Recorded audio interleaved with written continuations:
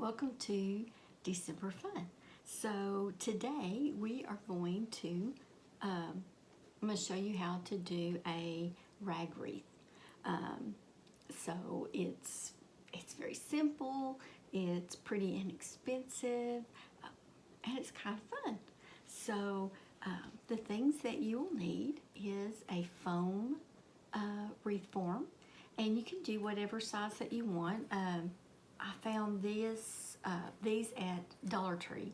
So they're kind of small, so probably not for your front door, but for some other place that you might want to hang one up. And all the videos pretty much that I watched said to use flannel.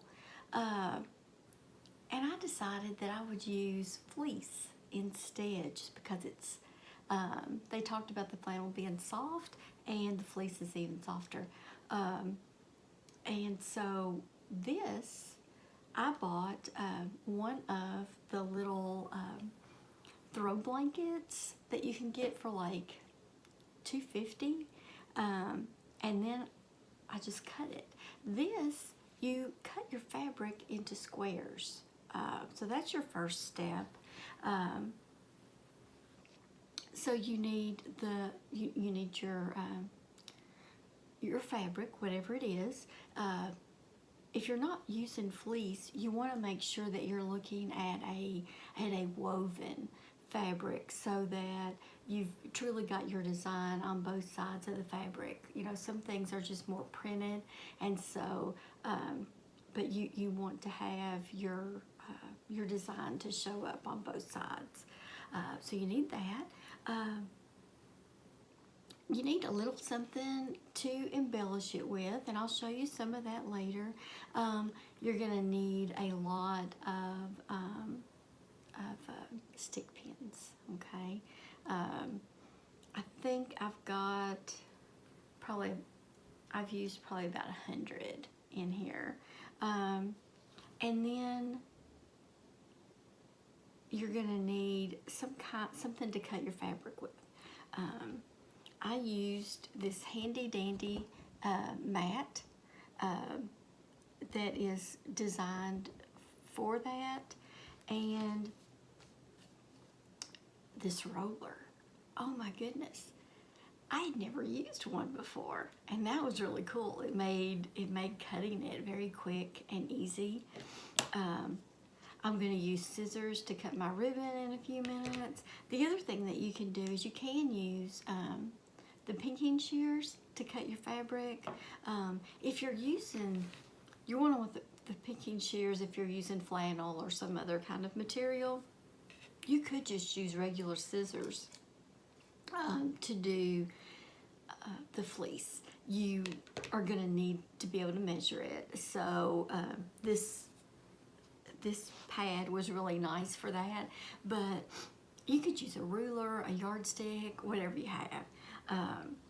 So I worked on this and got it pretty close, so you could see a completed project.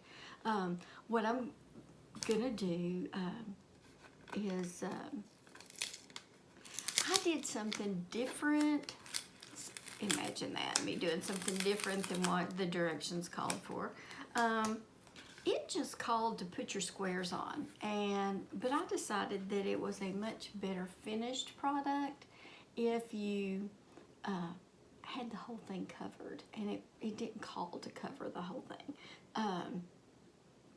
So I just took squares, and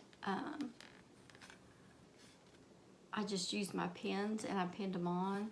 And I just did that on one side because the other side is going to be filled up with your squares.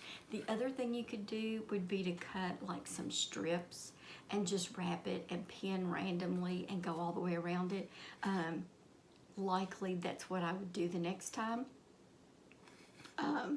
So what I'm going to do is I'm going to flip the camera down so that you can see the work. Okay, so you take your square and you fold it in half, and then you fold it in half again, and then you take a push pin and you just pin it to the form. So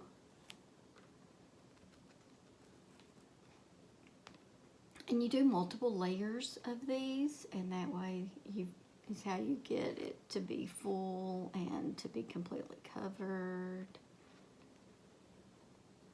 Okay. So what I'm gonna do, I did I did them kind of in the middle first, and then I did the lower row that was like down in the middle.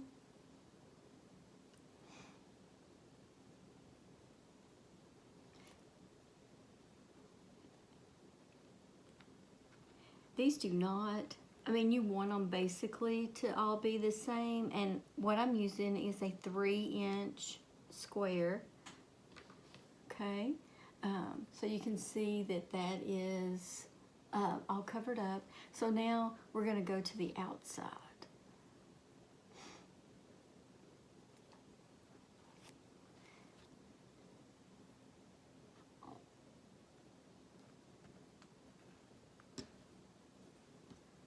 Okay.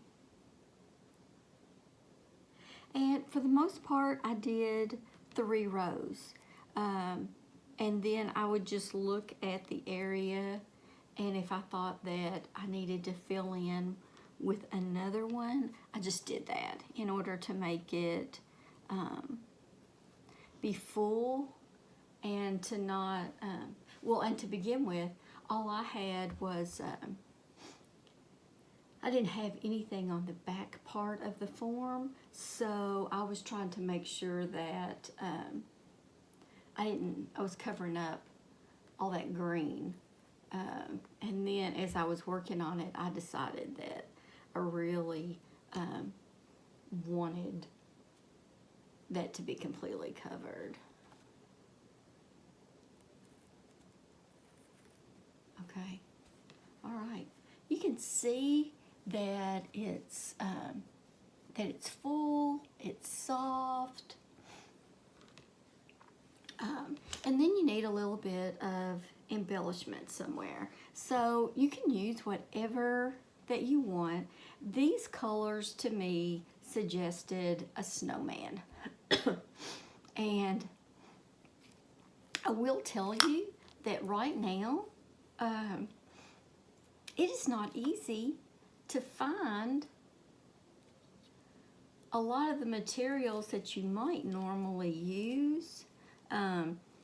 I am going to go shopping again to see if I can't find some kind of real pretty ribbon to put a nice bow on here. I just couldn't find anything that I thought matched and looked really good. I did find these little snowman, they're pencil sharpeners. And so I am just using some of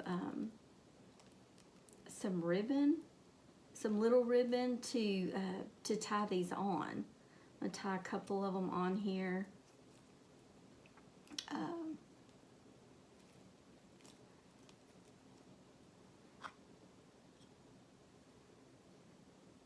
So get another piece of ribbon here.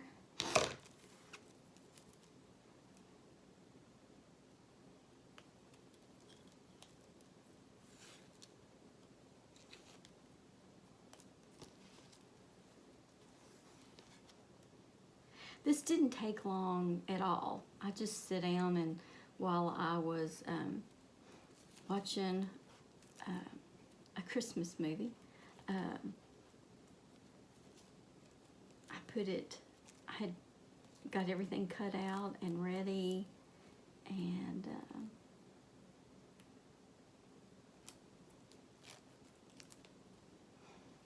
okay, all right. Just gonna go ahead and flip the camera back up.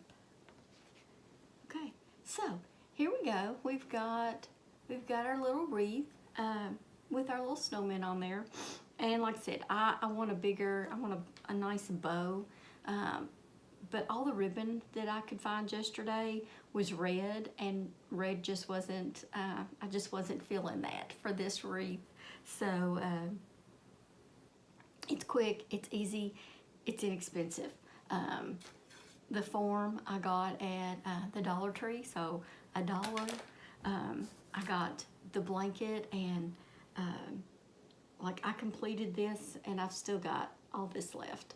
I think what it actually called for was 1 yard of fabric. So whatever fabric that you use, you want a yard of it. And I did, like I said, I may have ended up doing pretty much 4 rows all the way around here. But like I said, you just cut out squares and go to work, and you're just using push pins. If you use ribbon or some kind of wire or something to put your decorations on there, then you could always, you could easily take them off if you wanted to use your wreath and decorate it with something, something else. But very easy. I am generally not a crafty person.